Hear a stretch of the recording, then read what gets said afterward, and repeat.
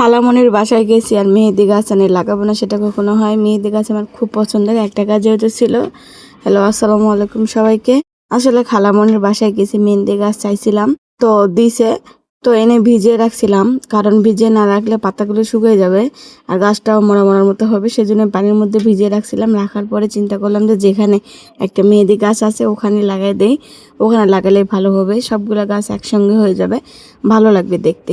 তো আবর্জনাগুলি সবগুলি টেনে টেনে ছিঁড়লাম, ছিঁড়ে পরিষ্কার করে নিয়ে ওই জায়গাটা খুললাম, যতটুকু মেহেদি গাছের গোড়া যাবে ততটুকু খোঁড়ার পরে আমি সুন্দর করে লাগাই দিয়ে চেপে চেপে মাটি দিচ্ছি। কারণ চেপে চেপে না দিলে, আলগা থাকলে কিন্তু মেহেদি গাছটা হবে না।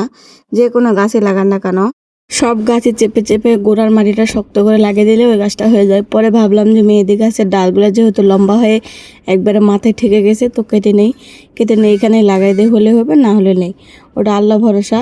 সেই জন্য আমি লাগাই দিচ্ছিলাম।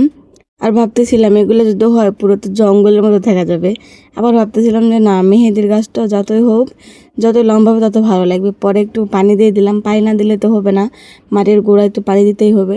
তো কেমন হলো ভিডিওটি অবশ্যই জানাবার। মেহেদি পাতা যখন ফুটবে অবশ্যই আপনাদের সঙ্গে শেয়ার করব। সবাইকে ধন্যবাদ।